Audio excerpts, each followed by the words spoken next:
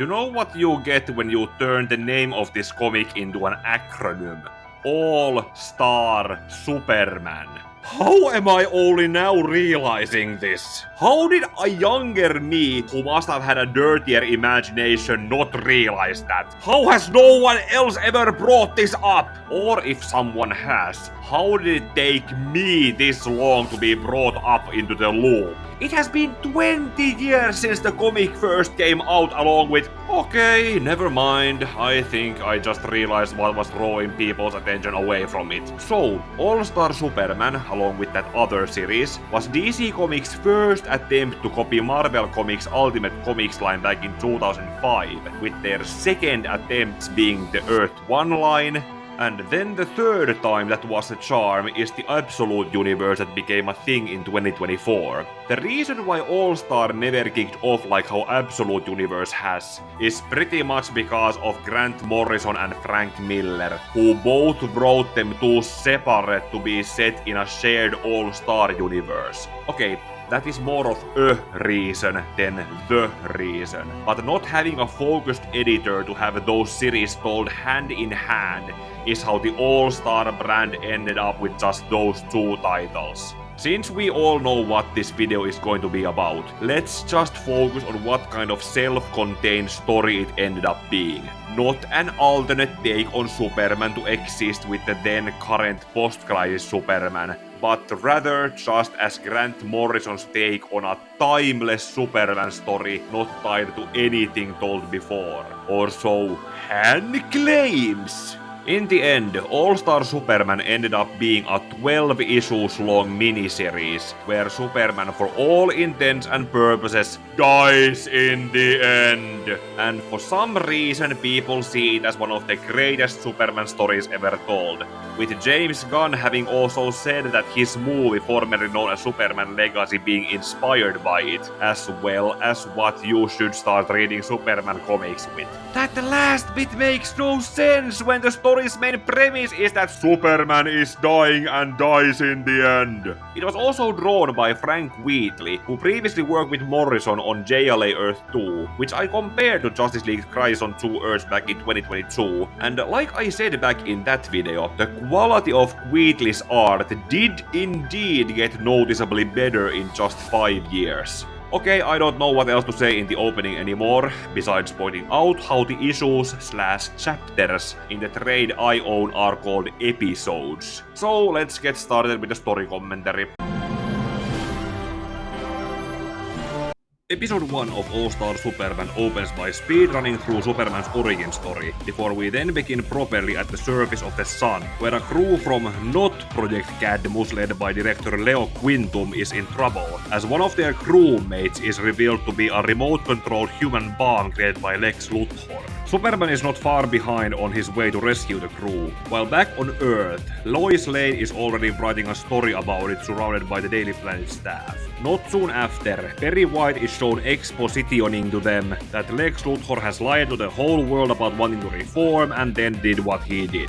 Grant Morrison seems to have written this opening set piece out of order, or it was edited poorly and no one bothered to fix it, because next we see Lex Luthor being confronted by General Sam Lane in the middle of remote controlling that human bomb, aka getting caught in the act at his government job, and doesn't even bother to pretend he is doing something else. Here it is then shown at the same time when Luthor rants his motivations to General Lane. But I looked in the mirror one morning and realized something.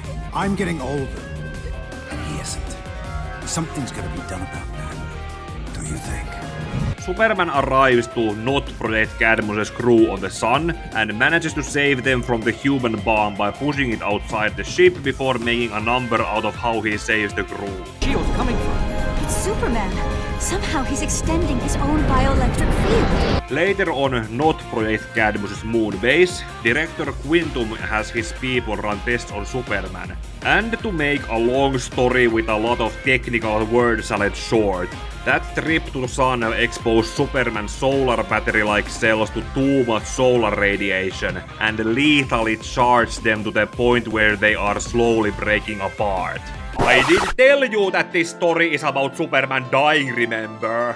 While Superman is processing over how his days are numbered, Director Quintum exposits how he resurrected not Project Cadmus as DNA Project DNA Project, with altruistic intentions to explain it to us, the readers, and that he will do everything he can to save Superman or replace him after he is gone.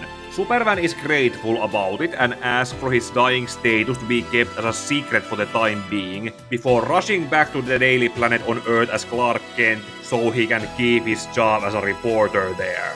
In transitioning to the next scene, we are shown how Lex Luthor is arrested without any resistance, and then we see Clark Kent walking Lois Lane to her home before showing her that he has a Superman undershirt.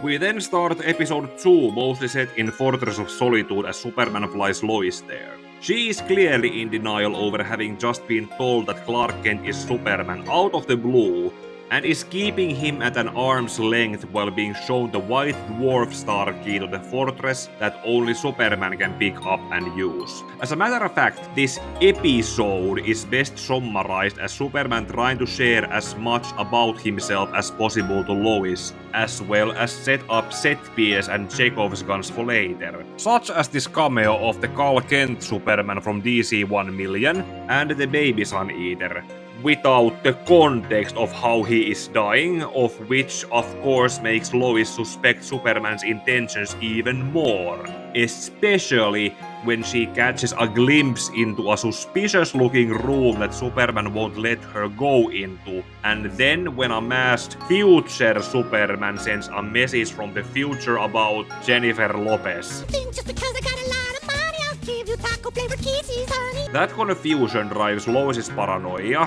which is fueled by the vapors she was exposed to coming from that room, to storm the fortress armory for a kryptonite gun and ambush Superman by shooting at him with it, to establish that Superman in his current state has become immune to kryptonite.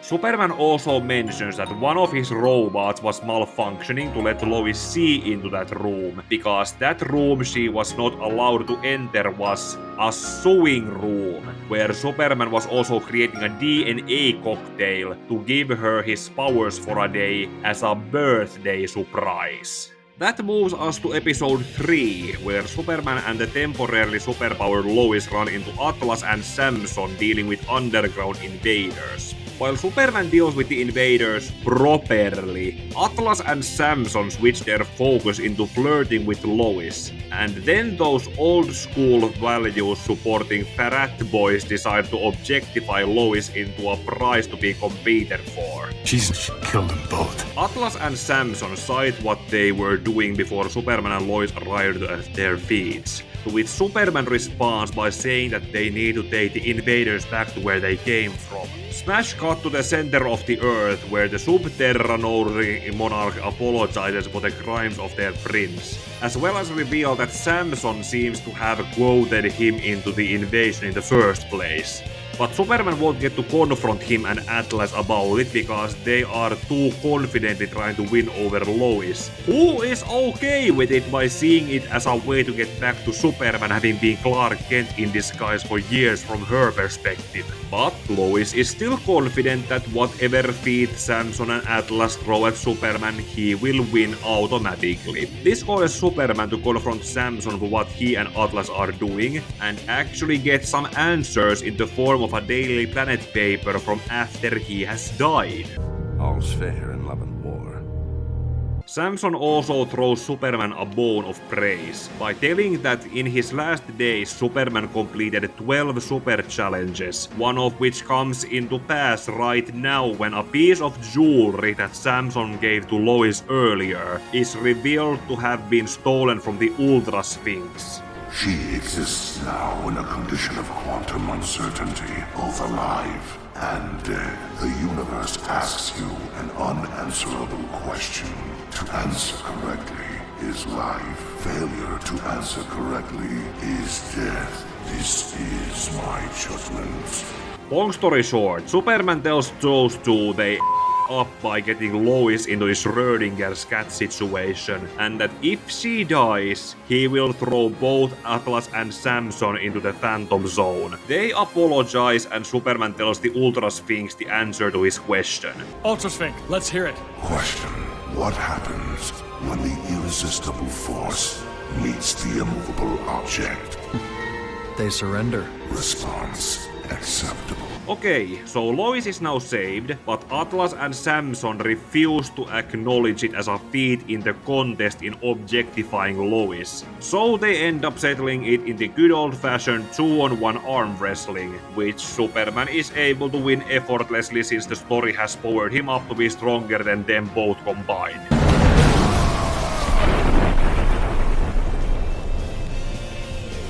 With that, Superman and Lois finish her birthday by visiting Atlantis without an Aquaman cameo, and then making out on the moon before Lois falls asleep on Superman's arms, as the effects of her DNA cocktail runs out without Superman getting to tell Lois that he is dying. As he takes her home, we are also shown that Superman got the answer to the Ultra Sphinx's question from an ad from that future newspaper. Then the fourth episode is told from Jimmy Olsen's point of view, by having him be portrayed like Kirito from Sword Art Online, the abridged version. Funny thing, really. Get to a high enough level and you're basically untouchable. My wounds heal faster than you can make them. You see, there's no need to wonder where your god is, because he's right here. And he's fresh out of mercy. Or at the very least, that is the voice I keep hearing in my head when reading this dialogue, because Jimmy Olsen is portrayed with a similar kind of attitude. After ignoring his girlfriend threatening to dump him, Jimmy is established to have a daily column on spending days as anything random, and his latest gig is to be the director of the DNA project where Director Quintum is visiting an alien planet. So, putting a columnist in charge of a high-tech alien-connected organizations with doors telling you that they should not be open. What could possibly go wrong? Well, to be fair, at least that wasn't Jimmy's fault, and using his signal what summons Superman from being praised as Clark Kent by Perry White to rescue Jimmy from that place while also fishing out black kryptonite, which then slowly corrupts Superman into talking in black speech with an arrogant attitude, and act like a parody of an evil Superman before returning to Earth. Jimmy, as the director of DNA Project, takes the situation seriously, as he is told of the 3 anti-Superman weapons that they have, kryptonite that doesn't work and Phantom Zone protector that they don't want to use, with Jimmy eventually choosing to inject himself with a variant of the Doomsday virus, and becoming Doomsday temporarily to give Superman something to beat up until the effects of the black kryptonite wear off. In the end, Superman didn't get to destroy his own reputation, and Jimmy gets to walk away from his position as the director of the DNA project without being punished for dumping their yearly budget in one day, by having hacked their bank account off panel to know that they have all the money in the world.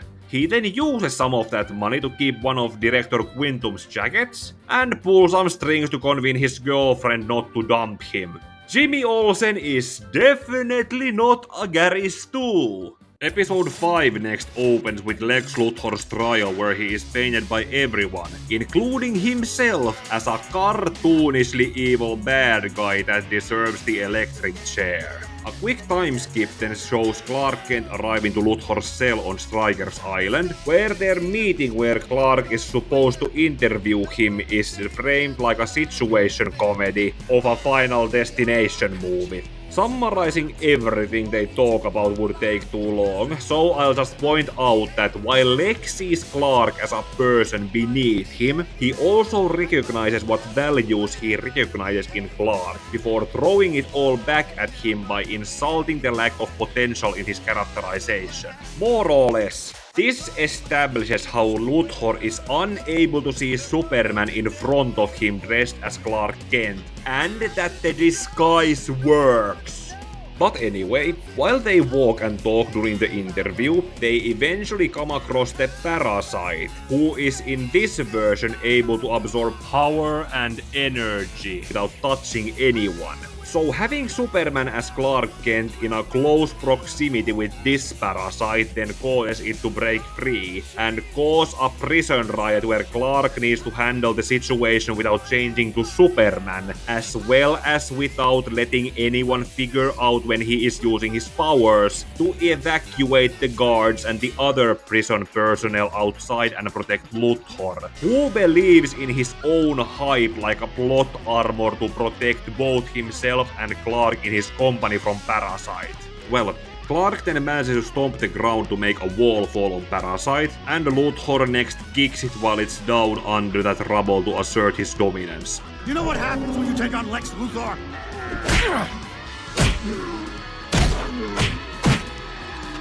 The same thing that's gonna happen to Superman!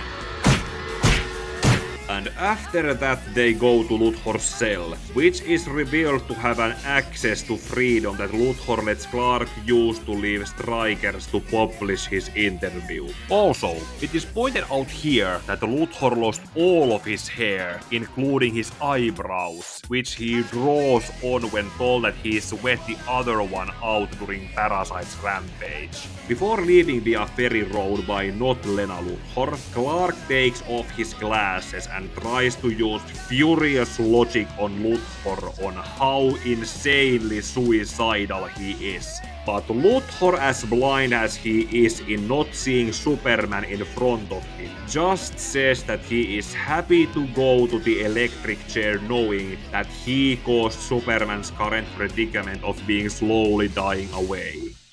Episode 5 is a flashback set during Clark's youth when Pa Kent was still alive, when he still used to hang out with Pete Ross and Lana Lang who knew about his powers, when he still had Krypto the Superdog, and these 3 future Supermen, the one from DC 1 Million, one of Mix's Pitlix people, and this masked one from episode 2, showed up from the future to stop this thing, while also helping the Kents work with the next harvest. But while the young Clark as Superboy decides to get involved in stopping that thing, Pa Kent suffers that heart attack that the 1978 movie made popular to put him down with, and Clark is so not there to spend his father's last moments by his side. But then it's revealed later after Pa Kent is buried and the young Clark leaves Smallville that the masked Superman was in fact the present-day Superman, who came back to spend his father's last remaining moments by his side. Before being returned to his proper time, Superman is introduced to the Superman Prime from DC 1 Million, who tells him what he still needs to do with the time he still has left.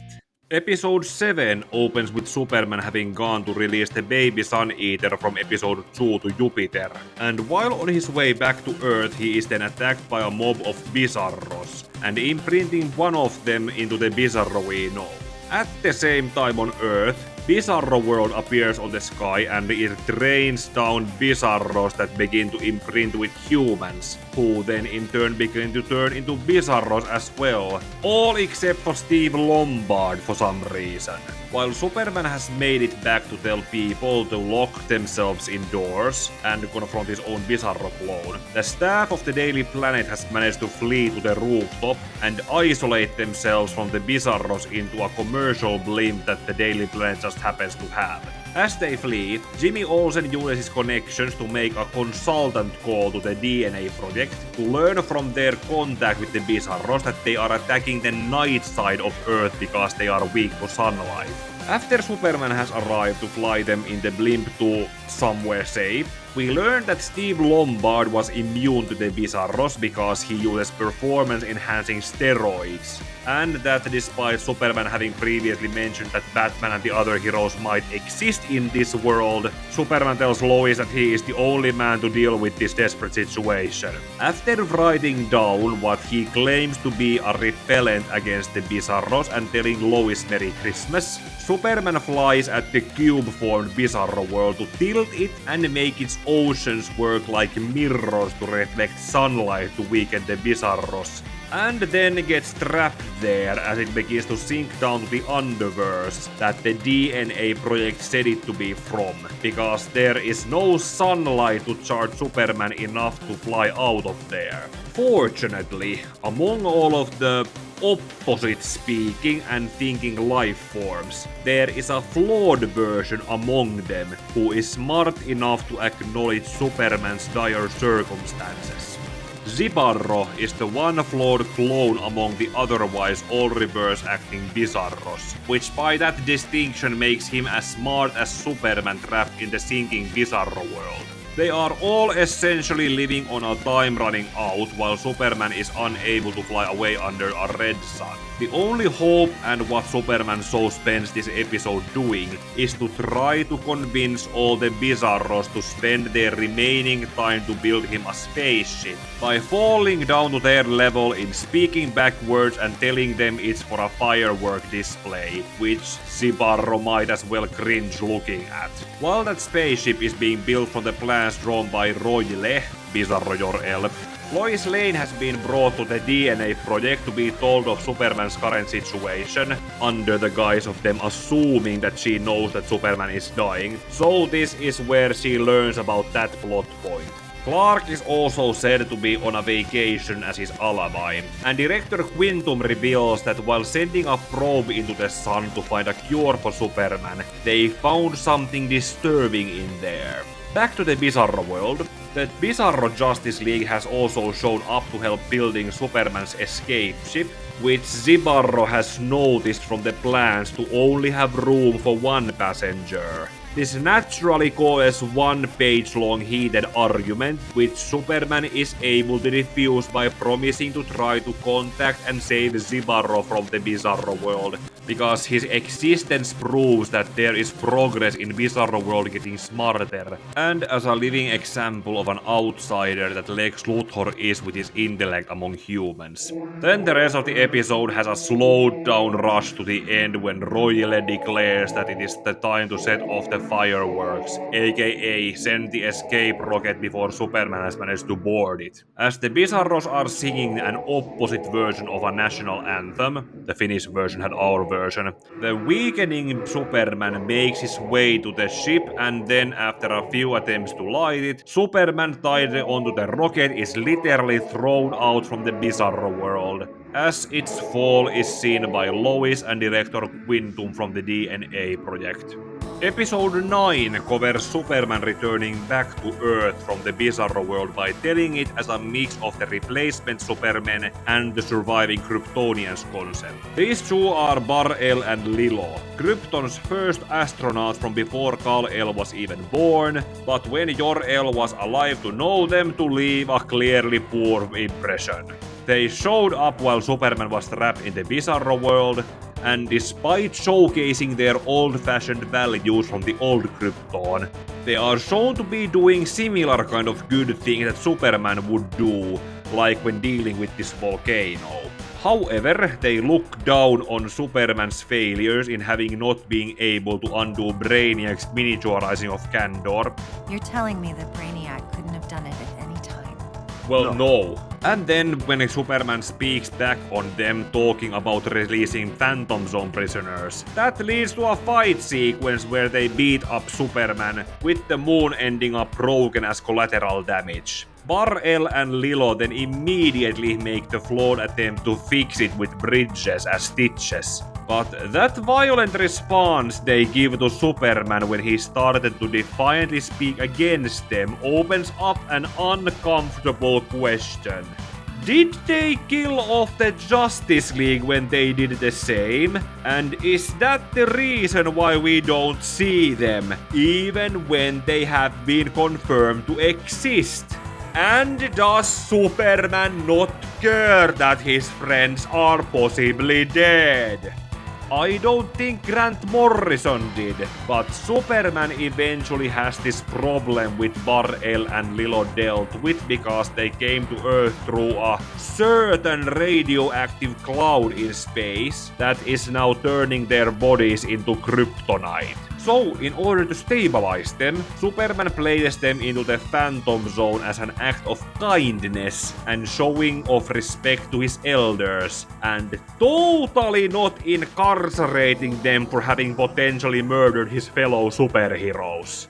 Moving on to episode 10, where Superman has begun to feel the effects of his upcoming death, and to keep up the timeline of the future newspaper shown to him by Samson, he needs to hurry up in going through his bucket list. Among them is how he sends Director Quintum into Kandor in looking for a way to return them to their original sizes, and emulating up an artificial universe to see what a world without Superman would be like. Then there is this big alligator moment with an Alzheimer patient rampaging around in a robot mecha, during which he is dealing with, Superman also learns that Lois knows that he is dying. The most important background event during all that is, however, this psychiatrist being held up from making a house call, which leads to that moment with the suicidal girl and Superman letting her know that her doctor did not see her as a lost cause or blow her off by missing his appointment with her. That is followed by a montage of progress showcasing how the bridges are rebuilt. Superman writes down his own DNA and visits Lex Luthor in his prison cell. You win, Luthor. I'm dying. The world is yours, at least for the 3 weeks you have left before they execute you. So here's a challenge. All the things you said you would have done to benefit humanity if I hadn't been in your way, now's the time to prove it. Lex, I know there's good in you. Just to see what a sore winner he can be in not even wanting to take what he's getting. Before taking Kandor to Mars, where they can develop into their powers as well as be far enough away from humans. While doing that in the company of Director Quintum, who laments about his failure to restore them and only having created Bizarros when trying to copy Superman's DNA, Superman also provides him his long DNA sequence and formula on how to replace him after he is gone. Around this time, Superman has also had some of the Kandorians try to keep his white blood cells from dying out, but since they were unsuccessful with his own, Superman figures out that they should be successful enough in doing that with humans, leading him to essentially give cancer patients a cure to cancer. Meanwhile, on that emulated Earth Superman created to simulate his absence, its version of Friedrich Nietzsche creates the concept for Übermensch, followed by its versions of Jerry Siegel and Joe Shuster to create Superman as a fictional character. At the end of the episode, Lois discovers the article Samson brought from the future, now having been written up by Clark Kent. Episode 11 next opens with Lex Luthor's execution, which goes otherwise fine.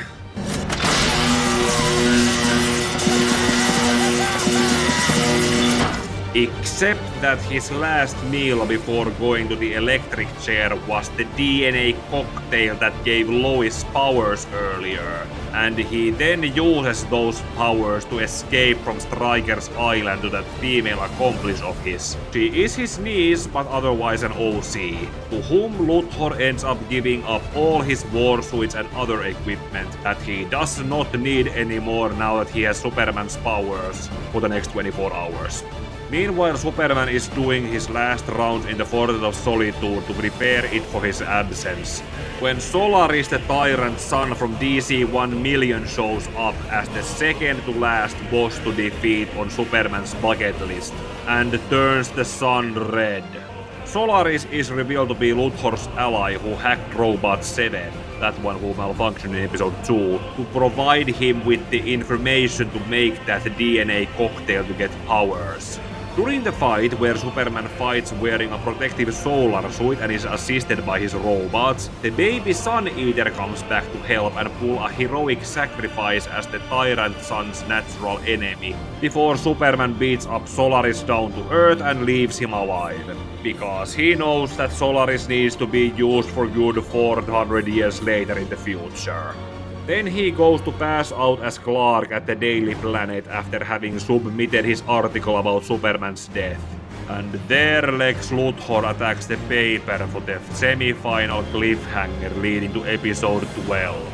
In its opening, the passed-out Clark has a similar out-of-body experience as Paul Kent did in Funeral for a Friend, except that instead we have Superman driving around with Jor-El telling him that all of this is a dream. He died on Krypton a long time ago, gives a quote for David Goyer to use in Man of Steel. You will give the people of Earth an ideal to strive toward. They will race behind you, they will stumble, they will fall. In time, they will join you in the sun count. And that now is Superman's turn to join them, if he so chooses. I have to go back, haven't I? That's up to you. I have a choice. Oh, yeah. I think if you so desire, you'll be able to board a train. And where would it take me? On.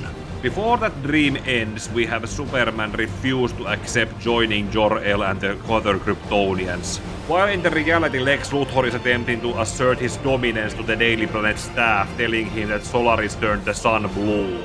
Superman then comes back to life by refusing to surrender to death, as Luthor refuses to take criticism from the press. And then as Clark, he shoots at Luthor with the gravity gun, while keeping up a charade that he is Superman in disguise to people like Jimmy giving him his suit. Superman then faces off against Luthor until his powers run out early thanks to the gravity gun, but before that happens, Luthor sees the world the same way how Superman does, and almost accepts it before Superman has to beat him up. Then the consequences of Superman's refusal to die causes his previously dying cells in his body to begin evolving into energy, which is conveniently exactly what he needs so that he can go into the sun to fix it, after having said goodbye to only Lois. Several months later. This has so become a world without Superman or any other superheroes or supervillains, who has pretty much died in no longer existing like he previously did by now being inside the sun, and being turned into the Superman Prime from DC 1 million. To fill that void and to also set up Kal Kent Superman's ancestry, Director Quintum and the DNA Project has begun the process to recreate Superman in a form that won't be a Bizarro.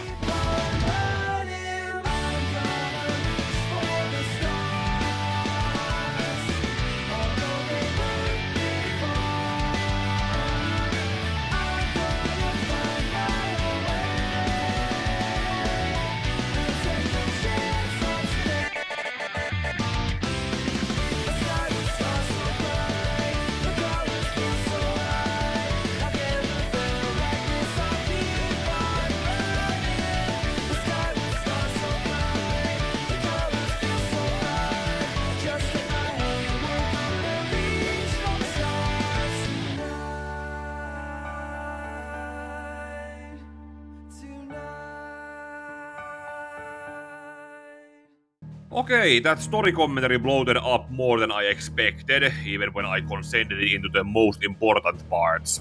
So I might as well do this like how I did Crisis Part 3 and my holiday special, aka review both comic and the movie together.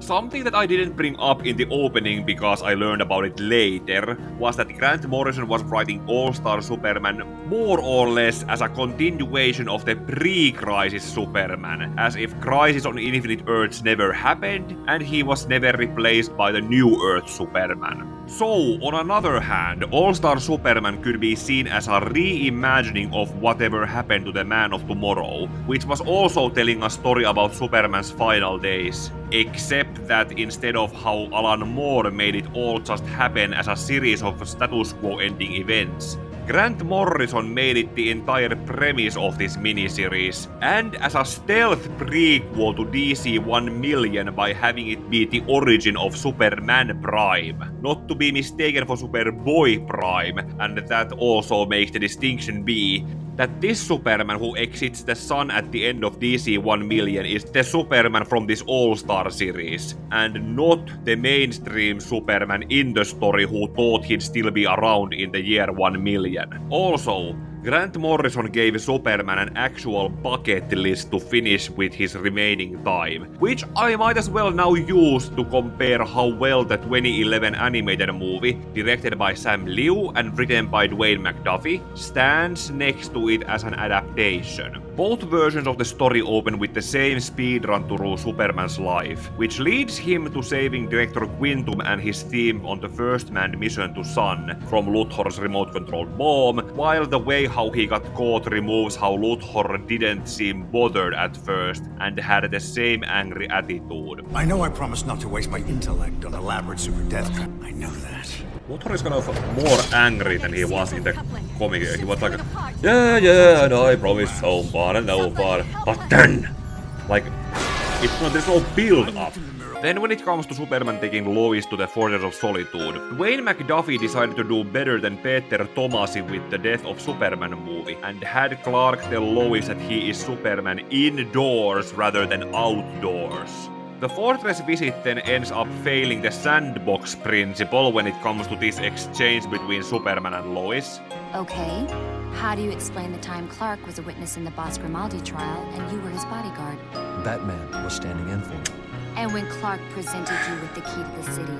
But otherwise, everything goes as it did in the comic, while cutting out the masked future Superman asking about J-Lo, and the Kal-Kent Superman mentions Darkseid instead of Solaris.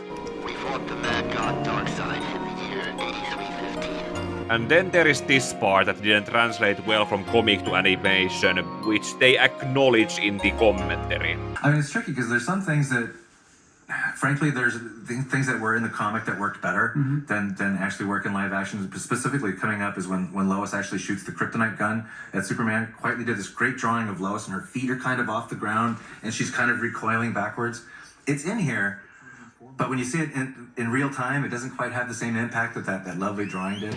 If you ask me, this is one part where they should have used slow motion, but Zack Snyder was not the blueprint yet at 2011. And then when Superman gives Lois the DNA cocktail that gives her his powers for 24 hours, she drinks it immediately instead of waiting for it to be packaged for her between issues. Answering the unanswerable question goes pretty much the same in both versions, with the answer to it being shown in advance in the blink and you miss method. And then there is how Superman gets the 2-on-1 arm wrestling match against Atlas and Samson out of the way faster, by defeating them in one go rather than one at a time. I also think that in the movie, Lois fell asleep while talking about losing her powers, instead of falling asleep while Superman was talking to her. Then for the next part of the bucket list, I might as well talk about the cut content and how it got substituted or straight out ignored.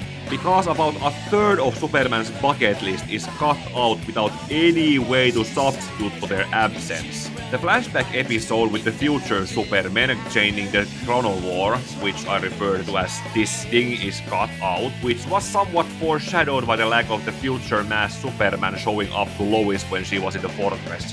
This is substituted with a small scene of Superman visiting his father's grave and not telling his mother that she is going to outlive him.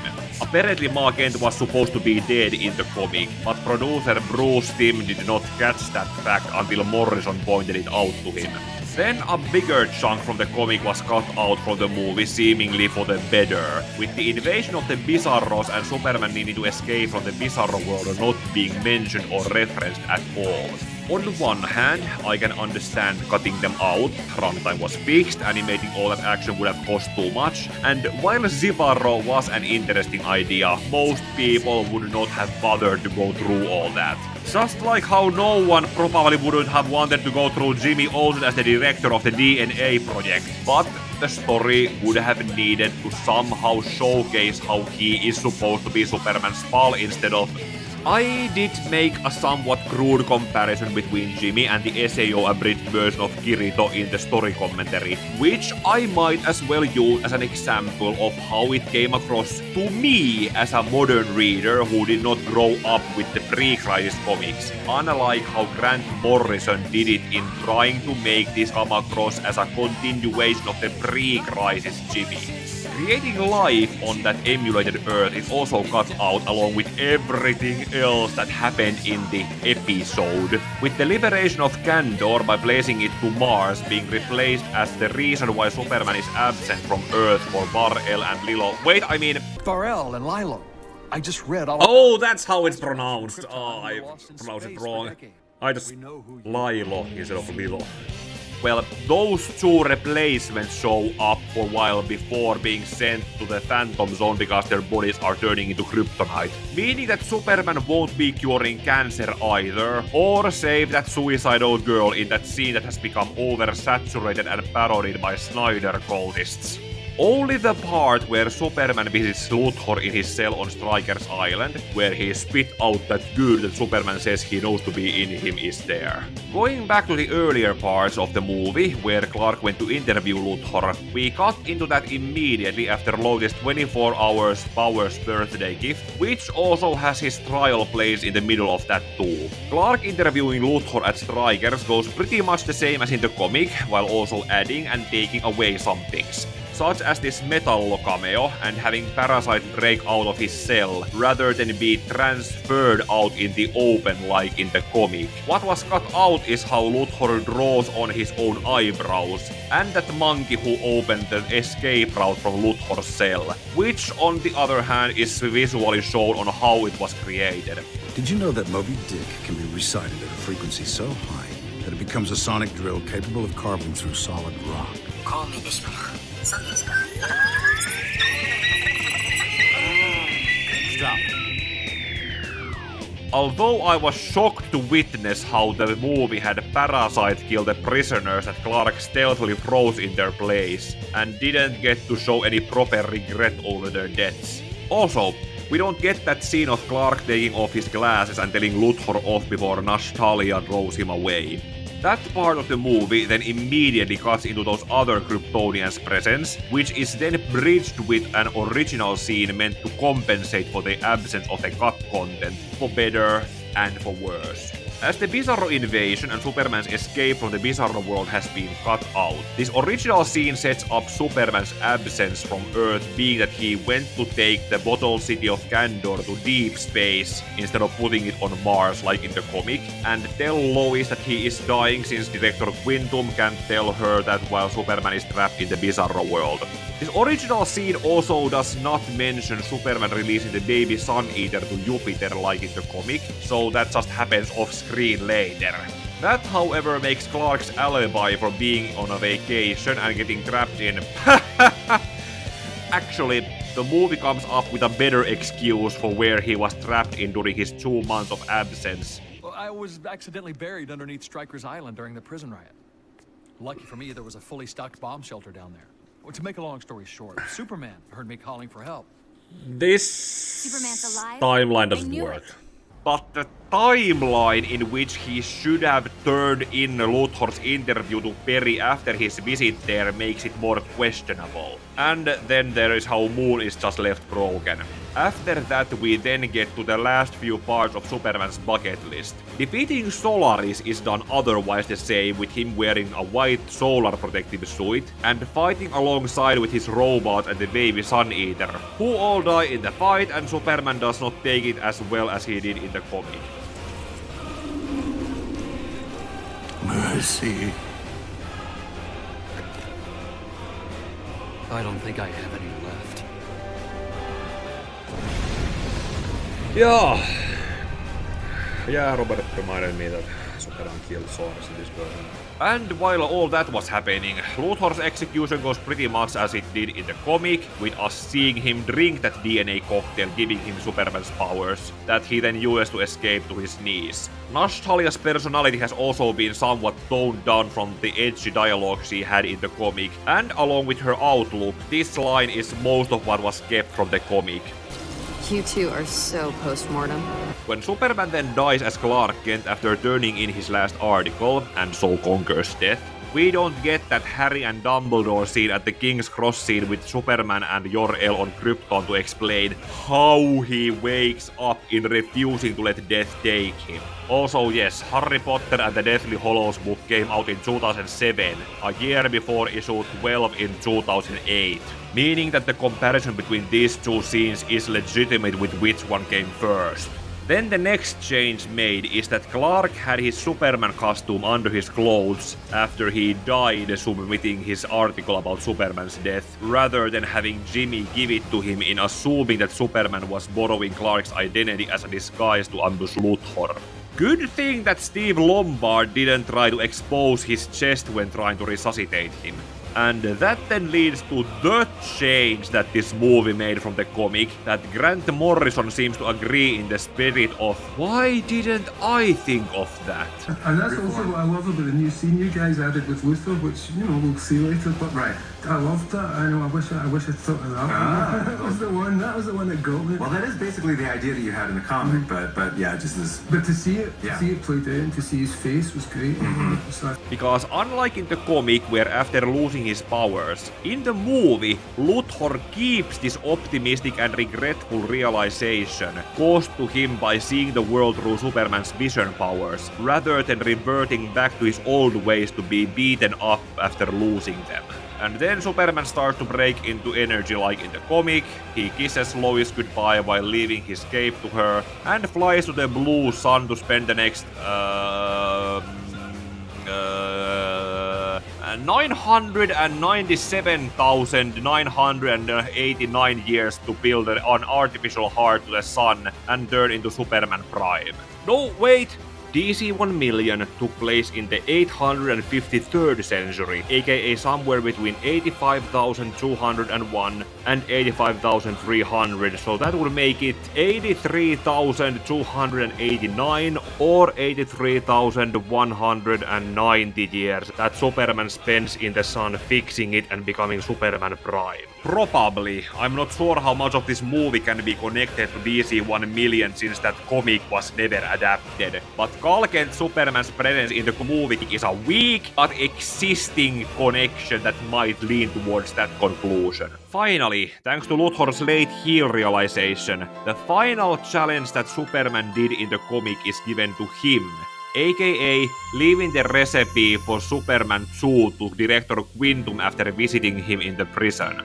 Now that I actually realize it, Quintum and the DNA project were mostly absent from the movie after Superman was given his diagnosis by them. Not surprising in hindsight, since Jimmy's brief tenure running them and the Bizarro invasion were cut. Especially since those episodes were the ones most prominent to feature Quintum and the DNA project. Also, animating this jacket accurately would have probably been a työmaa with the movie's budget. So, what is the final verdict with All-Star Superman? Its adaptation and impact. Well, for the adaptation I'm going to say that the most simple fix that it did was to make Samson tell Superman that he made an unnumbered amount of feats before his death, rather than saying that he performed a fixed number of challenges that had to be cut out. Otherwise, all Superman did with his remaining time was save that first manned mission to Sun, created the DNA cocktail to share his powers, answered the Ultra Sphinx's question, released Kandor, fought Solaris, just woke up after having died, and then flew into the sun to fix it. So, 7 out of 12 is not bad, but among those missing 5 were the acts needed to put his affairs into order before he would die. I would have also preferred utilizing the sandbox principle by not mentioning that other DC heroes exist, and going by the same route that the Superman Doomsday movie went by having Superman be the only hero the world has. That way their absence could have been excused without making them come across as mutually apathetic jerks who do not care that Superman is going to die. And Bruce Timm not reading between the lines caused Superman to leave his mother as a widow who has now outlived her son too. Discounting those parts, this adaptation of All-Star Superman could be seen as a serviceably fine animated movie among the other DC animated original movies. Then there is how Dwayne McDuffie wrote it while he was battling cancer, which sadly took his life the day before the movie's release. However, I should probably mention that another unabridged adaptation has also come out recently in the form of an audiobook on Audible. I have been listening to it while working on this video, not gotten to the end yet, but it has so far been good enough that even the Jimmy Olsen chapter was more tolerable than in the comic.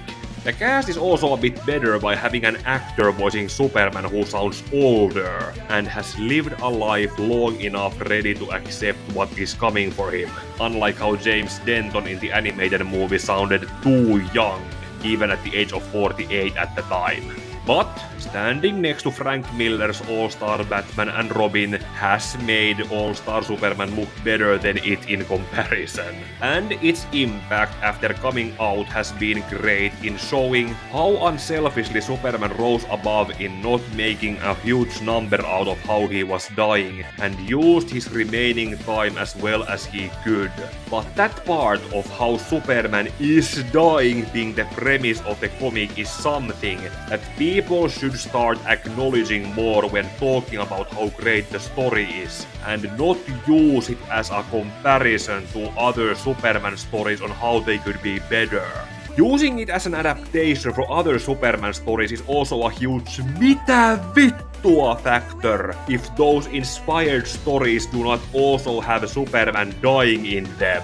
But that is just my narrow-minded opinion on it, which James Gunn has a chance to change when his movie formerly known as Superman Legacy has come out. Speaking of which, my following videos after this one are going to be recently released movie reviews, similarly as how I did with Sonic the Hedgehog 3. And after them I'm going to go back to do some more video game projects, as well as a new review series covering Watchmen with one video per issue. Or I might change my mind and do something else. But now is the time for you to be reminded on how YouTube works and how to help videos like this survive in its algorithm. Like the video, comment what thoughts, opinions, and new ways of looking at the comic and the movie you now have. Share this video for more people to see, and subscribe when I have the next video ready to come out. Also, ding the bell to be alerted for when I will be doing gaming streams for a chance to chat with me, and may your heart be your guiding key.